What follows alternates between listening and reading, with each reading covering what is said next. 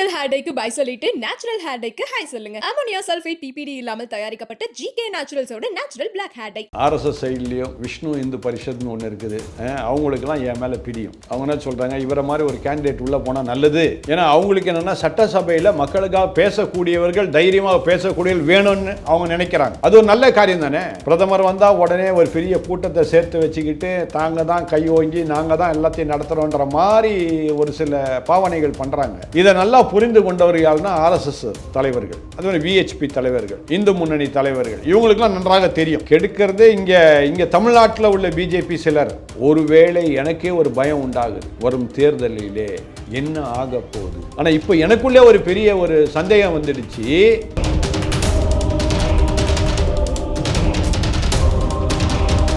அந்த பிஜேபின்ற கட்சியை உயர்த்தி நிறுத்தியது யாரு? இப்போ கோட்பாடெல்லாம் பார்த்துட்டு இருக்கிற நேரம் கிடையாது. தேர்தல் முடிஞ்ச பிற்பாடு உங்க கோட்பாடெல்லாம் பார்த்துங்க, உங்க கொள்கையை பாருங்க, யார் வேண்டான்னு. நம்முடைய பிரச்சனை பிஜேபி தமிழ்நாட்டுக்குள்ள வரணும். அதுக்கு என்ன வழி? எல் முருகன் பின்னாடியும் இல்ல நிர்மலா சீதாராமன் பின்னாடியும் வானதி சீனிவாசன் பின்னாடி போகாத ஜனங்கள் அண்ணாமலை பக்கம் போறாங்கன்னா அதை பயன்படுத்திக்கணும். அதை நம்ம பயன்படுத்திக்கணும். இங்க பாஜக என்னன்னா திரு நயினார் நாகேந்திரனுக்கே ஒருத்தர் தான் ஒரு நயினார் நாகேந்திரன் பொம்மை மாதிரி தான். நான் உண்மையா சொல்ல போனா ஒரு பொம்மை மாதிரி தான், பாவம். அதனால் அதையும் நான் வருத்தப்படுறேன். ஏதோ நடைப்பயணம் போனார், நடைப்பயணத்தில் இன்னும் அவுட்புட் கிடைச்சது. பிஜேபிக்குள்ள உட்பூசலை தயவுசெய்து நிறுத்திவிட்டு மனித வளம் வாழ வேண்டும், மனித குலம் வாழ வேண்டும், மனித குலம் நலமாய் இருக்க வேண்டும். இதுதானே ஆர்எஸ்எஸ் உடைய கோட்பாடு, இதுதானே இந்து முன்னணியுடைய கோட்பாடு. நான் ஒரு கிறிஸ்தவங்க, ஏன் உங்க ஆட்கள் வருவதற்கு நீங்க ஏன் தடையா இருக்கிறீங்க நான் கேட்கிறேன்.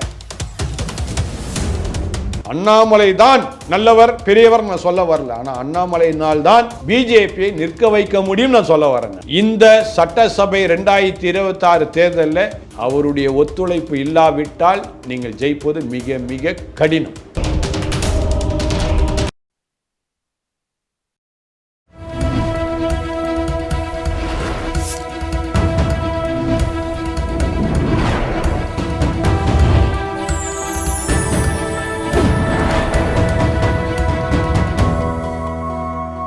சேனல் 5 தமிழர்களுக்கு வணக்கம். இன்றைய நாளில் நம்மோடு பேசியிருப்பது ஆங்கிலிக்கன் திருச்சபையின் arch bishop Gunasekaran Samuel. Father வணக்கம். ஃபாதர் வணக்கம். வணக்கம். ஏற்கனவே அண்ணாமலை அவர்கள் குறித்து நம்ம பேசியிருந்தோம். ஆமாம், எனக்கு அந்த தாக்கமாக என்னென்னு தெரில, ஏதோ ஒரு வகையில் மெசேஜ் போயிருக்குங்கிறது மட்டும் தெரிய வருது. இன்றைக்கி பாஜகவுடைய ஒரு சின்ன ஒரு அரேஞ்ச்மெண்ட் குழு அவங்க தலைமையகத்தில் நடந்திருக்கு. பிஎல் சந்தோஷ் அவர்கள் வருகை, திரு அண்ணாமலை அவர்கள் தமிழ்நாட்டு ஆர்எஸ்எஸ் தலைவர் போய் சந்திக்க இன்றைக்கி சாயந்தரம் சந்திக்கிறார். இவர் இந்த கூட்டத்துக்கு போகலை. எப்படி பார்க்குறீங்க? என்ன மாதிரியான மூமெண்ட் இது? அதாவது திரு அண்ணாமலை அவர்களை பொறுத்த வரைக்கும் அவர் ஒரு ஸ்டாண்ட் எடுத்துட்டாருன்னா ஸ்டாண்டு தான் அது. அதாவது இந்த ஐபிஎஸ்சில் எப்படி அட்டென்ஷன் சொல்லியாச்சுன்னா ஈ கடித்தாலும் கொசு கடித்தாலும் நகர மாட்டாங்களோ அந்த மாதிரி இவருக்கும் ஒரு நல்ல ஒரு எண்ணம் என்னென்னா எப்படியாவது பிஜேபியை தமிழ்நாட்டுக்குள்ளே கொண்டு வரணுன்ற ஒரே ஸ்டாண்டில் இருக்கிறார். ஒரு நல்ல எண்ணம். அடுத்ததுன்னா அவருக்கும் தெரியும் பிஜேபின்றது ஒரு நல்ல கட்சி என்பது நன்றாக அவருக்கு தெரியும். அதனால் பிஜேபி ஆட்சி தமிழ்நாட்டுக்கு வந்தால் தான் தமிழ்நாட்டு மக்களும் நலமாக இருப்பாங்கன்றது திரு அண்ணாமலையுடைய கருத்து. அதில் எந்த விதமான மாற்றமும் கிடையாது. ஒருவேளை அவரை குறித்து விதவிதமாக பல்வேறு காரியங்கள் மீடியா மூலமாக சொன்னாலும் திரு அண்ணாமலை எப்பொழுதுமே பிஜேபிக்காக எப்பொழுது நிற்கிறவர் என்பதில் சந்தேகமில்லை. அதன் அடிப்படையில் தான் ஒரு வேளை ஆர்எஸ்எஸ் தலைவர்களை ஒருவேளை அவர் சந்தித்திருக்கலாம். ஆர்எஸ்எஸ் தலைவர்களை சந்திக்கிறாங்கன்னா திரு அண்ணாமலை அவங்க கூப்பிட போய் தான் திரு அண்ணாமலை அவர்கள் போறாரு. அது தெளிவாக தெரியுது. அப்போ இந்த விஷயத்துல நம்ம எப்படி பார்க்க வேண்டியது இருக்குன்னா, ஏதோ இவங்க பாஜக மூவ்மெண்ட் எடுக்கட்டாலும் ஆர்எஸ்எஸ் மூவ்மெண்ட் எடுத்து அவரை இது பண்ண பார்க்குதா அப்படின்னு கேட்கல. அதாவது ஆர்எஸ்எஸ் தலைவர்களை பொறுத்த வரைக்கும் எப்படின்னா, நீங்கள் போய் அவங்கள பார்த்துட முடியாது. இப்போ எனக்கு நல்ல தொடர்பு உண்டு எல்லா தலைவர்களோடு. எப்படின்றா என்னென்னா, அவங்க முதலாவது நம்ம குறித்து தெரிஞ்சுக்கிடுவாங்க.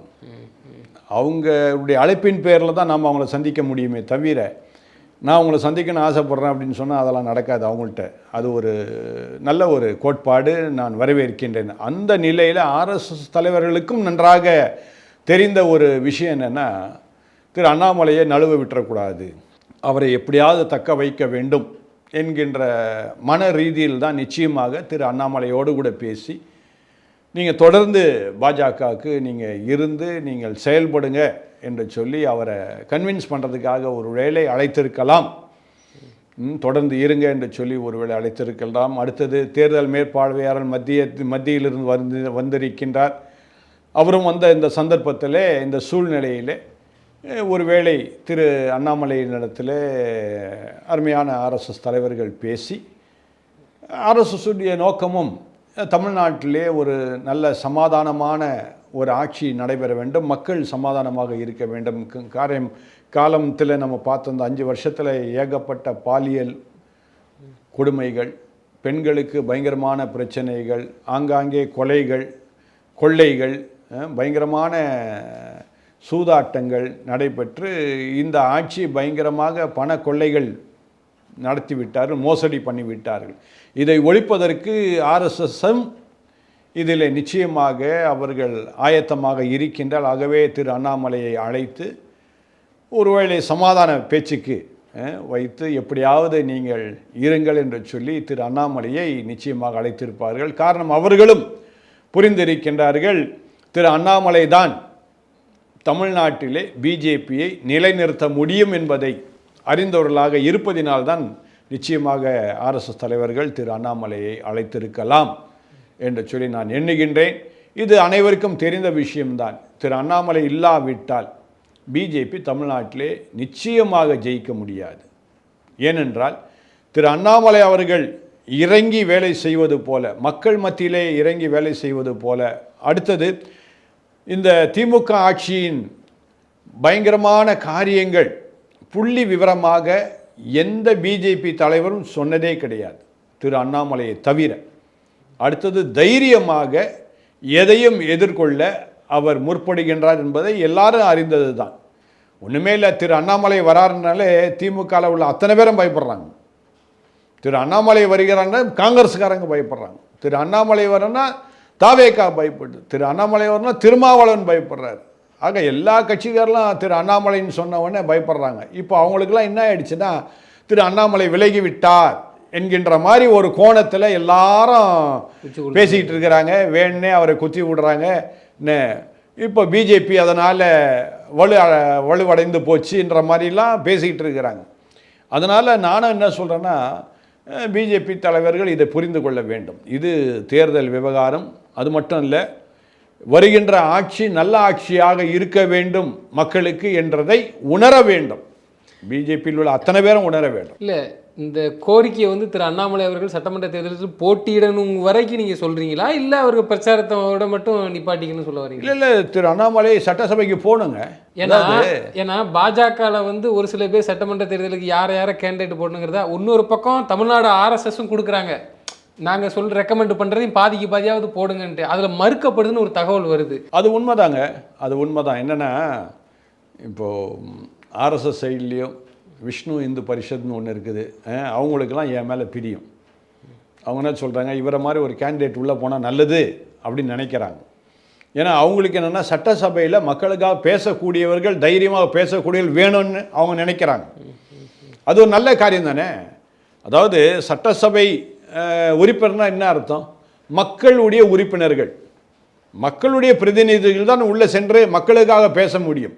என்னதான் நம்ம வெளியே இருந்து பேசினாலும் சட்டசபைக்குள்ளேருந்து பேசுறது வேற விவகாரம். ஸோ என்னை போன்ற ஆட்கள், திரு அண்ணாமலை போன்ற ஆட்களை ஆர்எஸ்எஸ் விரும்புகின்றார்கள். நீங்கள் உள்ளே போனீங்கன்னா நீங்கள் பேசலாம் அப்படின்னு. ஆனால் இதை பிஜேபியில் உள்ள சிலர், எல்லாரும் கிடையாது, நான் எல்லாரையும் நான் சொல்ல முடியாது, ஒரு சிலர், அவர்களுக்கு என்னென்னா, பிஜேபி வந்தான்னு வராமல் போனா என்ன,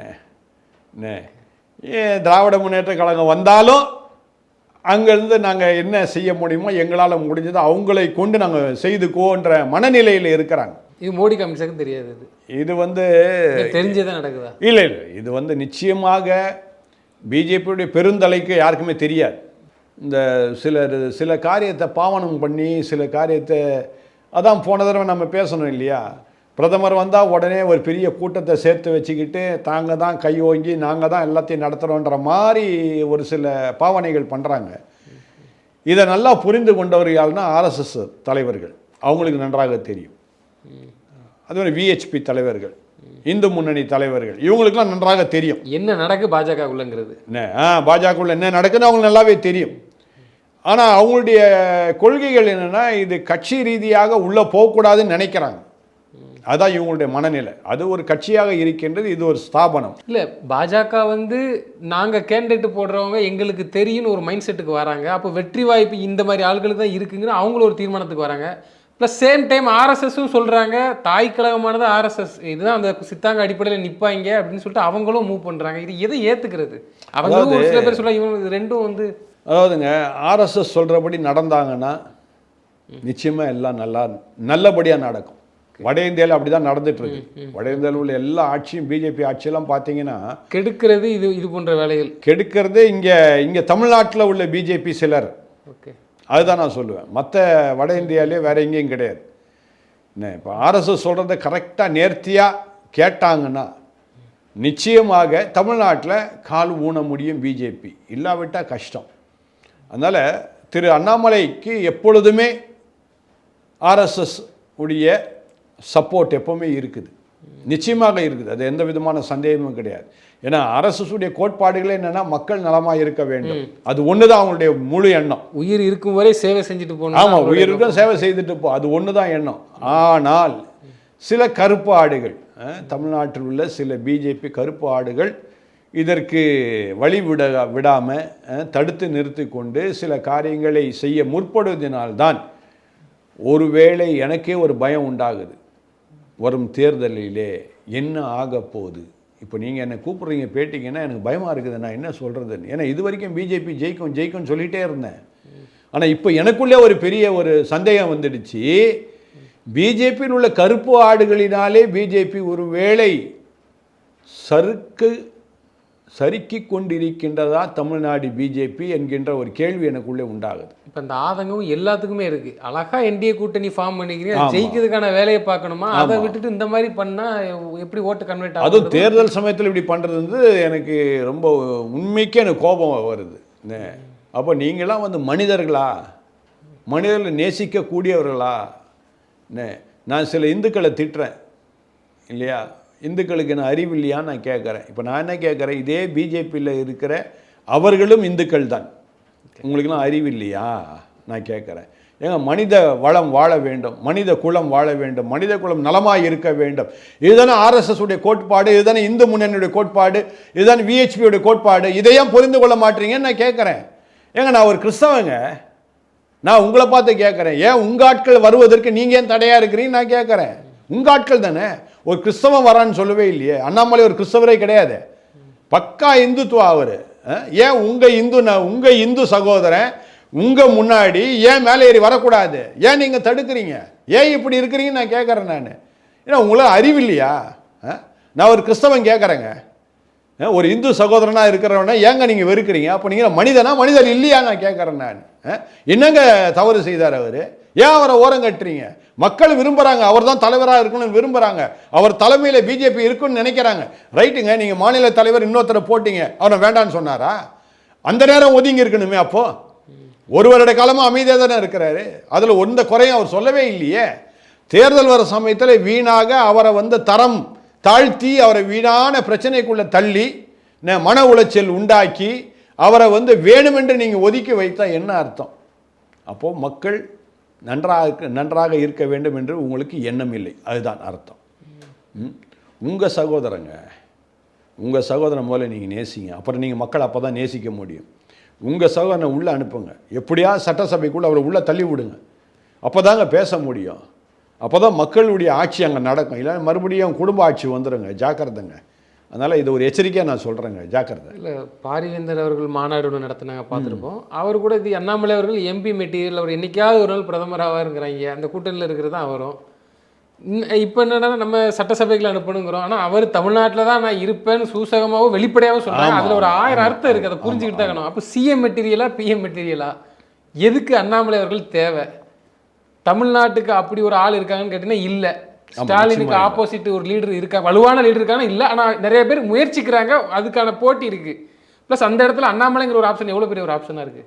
நிச்சயமாக ஒரு நல்ல இதுங்க. அவர் துணை முதல்வராக போய் உட்கார்ந்தா எவ்வளோ ஒரு பெரிய சந்தோஷம். அவங்க விரும்புவாங்களா இப்போ ஒருவேளை நான் துணை முதல்வர் அவர் ஒரு வாரம்னு சொல்கிறதுனால ஒருவேளை திரு எடப்பாடி ஒருவேளை பயப்படுறாரான்னு தெரியல எனக்கு. ஆனால் அவரு கூட எதுவும் சொல்லவே இல்லை. நான் அவரை குறை சொல்ல முடியாது. அவர் என்ன சிஎம் ஆகிறீங்க போதுன்னு தான் சொல்லியிருக்காரு. அவர் ஒன்றுமே குறை சொல்லலை. திரு அண்ணாமலை குறித்து எந்த இடத்துலையுமே குறைபாடாக அவர் நினைக்கவே இல்லை, தரம் தாழ்த்தி பேசவும் இல்லை. அதனால் திரு எடப்பாடி அவர்களை நான் வாழ்த்துகின்றேன். ஆனால் கூட இருந்து குழி பறக்கிற அந்த குழி இது பண்ணுறான்னு தெரியுமா, தோன்றான் பார்த்தீங்களா, அவனை சும்மா விடக்கூடாது. அந்த மாதிரி ஆளுங்களை கட்டம் கட்டி வெளியே அனுப்பணும் பிஜேபியை விட்டு. அப்போ தான் பிஜேபி தமிழ்நாட்டில் வளரும். இல்லைன்னா ரொம்ப கஷ்டங்க. உங்களுக்கு தெரியுது, பார்க்கக்கூடிய மக்களுக்கெல்லாம் தெரியுது, அதிக பேர் நம்ம பார்க்குறோம் ஒவ்வொரு இன்டர்வியூலும் அவங்களுடைய பல்ஸ் எந்த மாதிரி இருக்குன்ட்டு. இதே நிலைமை நீடிச்சுன்னா மக்கள் தீர்மானம் பண்ணுறதுன்னு ஒரு இடம் இருக்குல்ல, ஓட்டு போட்டு தானே அவனை. அவ்வளோ பாஜக தலைவர்களும் என்னமோ நாங்கள் இது பண்ணிடுவோம் அது பண்ணிடுவோங்கிற ஒரு தைரியத்தில் பண்ணுறாங்க. அவர் மேலே குற்றச்சாட்டு வைக்கிறாங்க, அது என்னமோ. ஆனால் இந்த சூழ்நிலை நீங்கள் சொன்ன மாதிரி ஏன் இப்படி அவாய்ட் பண்ணுறீங்க? அது நமக்கு ஓட்டாக கூட மாறணும்ல. திமுகவை அகற்றணும், அதுக்கு எவ்வளோ பெரிய ஒரு முக்கியமான ஒரு விஷயமா திரு காரியகர்த்தாவா அண்ணாமலை இருக்கிறார். இது இதே பார்க்க நீடிச்சதுன்னா தேர்தலில் எதிரொலிக்காத பாருங்க. நிச்சயமாக தேர்தல் எதிரொலிங்க. போன பேட்டி நம்ம பேசுனதுனால கூட ஒருவேளை ஆர்எஸ்எஸ் தலைமையிலிருந்து திரு அண்ணாமலை அழைத்திருக்கலாம், அப்படியும் இருக்கலாம். இந்த பேட்டியை பார்த்து மீண்டும் நான் சொல்கிறேன், பிஜேபியினுடைய எல்லா தலைவர்களும் இதை புரிந்து கொள்ள வேண்டும்.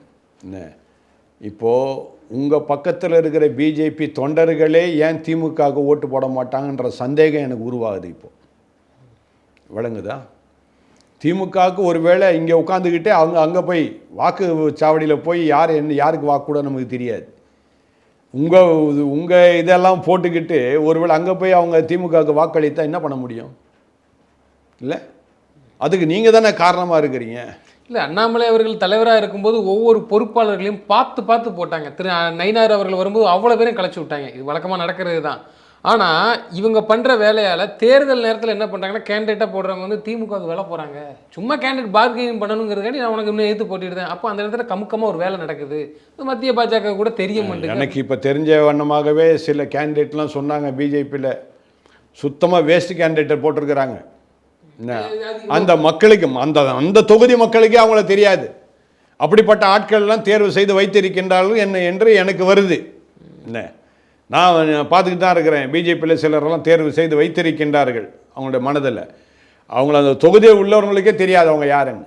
அப்படியேப்பட்ட ஆட்கள்லாம் கொண்டு வந்து நிற்க வச்சா எப்படிங்க ஜெயிக்க முடியும்?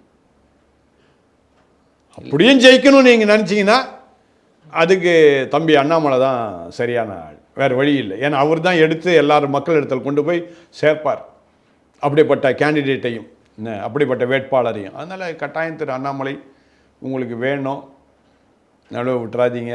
நல்ல ஒரு சான்ஸ். இனிமே இப்படி ஒரு நல்ல சான்ஸ் கிடைக்காது தமிழ்நாடு. எடப்பாடி பழனிசாமிக்கே கிடைக்காது, அப்படி சொல்லுங்க. எடப்பாடி பழனிசாமியே இவங்களை விட்டு விலகி போனாலும் போயிடுவார். இல்லை விலகி போட்டாலும் இவங்க ஒன்றா இருந்தால் எடப்பாடி அவர்களுக்கு நல்லது. அவர் தானே முதல்ல கேண்டிடேட். ஆமாங்க, எடப்பாடி அவர்களுக்கு நல்லது. ஏங்க நான் இப்படி கூட பேச தெரியுங்க எனக்கு. இப்போ இதே எடப்பாடி உங்களுக்குள்ளேயே குழப்பத்தை வச்சுட்டு நான் ஏங்க உங்க கூட இருக்கேன், நான் தனியாக போகிறேன்னு சொன்னேன், என்னங்க என்ன பண்ணுவீங்க? அன்னைக்கு பாஜக கூட நிலைமை ஒரு தெருவு நிலைமை தானே. நல்லா சிந்திச்சு பாருங்க. இல்லை அன்னைக்கு நயினாரோ இல்லைங்க, இப்படி கூட நடக்கலாங்க. இப்போ நீங்கள் இப்படியே பண்ணிட்டு இருந்தால் அவர் திரு எடப்பாடி பார்ப்பார், என்னங்க உங்களுக்குள்ளே இவ்வளோ பிரச்சனை இருக்குது, உங்களுக்கு 40 சீட்டை கொடுக்கறத விட நான் வேற யாருக்காக கொடுத்துட்டு நான் கூட சேர்த்து நான் ஜெயிச்சுட்டு போயிட்டே இருப்பேன்னு கூட சொல்லுவார். ஏன்னா இது ஒரு நல்ல சான்ஸுங்க. மக்கள் நல்லா புரிஞ்சு வச்சுக்கிட்டாங்க, திராவிட முன்னேற்ற கழகம் நமக்கு நல்ல ஆட்சியை கொடுக்கல அப்படின்ற மனநிலைக்கு வந்திருக்கிறாங்க. இந்த மாதிரி சந்தர்ப்பத்தில் நாம் சரியாக கோல் அடித்து எப்படியா ஜெயிக்கணுன்ற எண்ணம் தானே இருக்கணும். அதை விட்டு மற்ற காரியத்தை சிந்திச்சுன்னா நம்ம உட்கட்சி போது நம்ம குடும்பத்துக்குள்ளே 1000 பிரச்சனை இருக்காங்க. வெளியே வந்து சொல்லக்கூடாதுங்க, அதெல்லாம் வெளியே தெரியாதபடி பார்த்துக்கணும். அதை விட்டு நீங்கள் வெளியே தெரிய மாதிரி பார்த்துட்டு இருந்தால் உங்களுக்கு வர்ற வாக்குகள்லாம் எங்கே அந்த சைடு திசை மாதிரி அந்த சைடு போனாலும் போகலாம். ஒன்றும் இல்லைங்க திரு எடப்பாடி. இப்போ நான் ஒரு விஷயத்த சொல்கிறேங்க, பரவாயில்ல நீங்களாம் தவறாக நினச்சாலும் பரவாயில்ல. என்ன பிஜேபியை என்ன தவறாக நினச்சாலும் எனக்கு கவலை இல்லைங்க.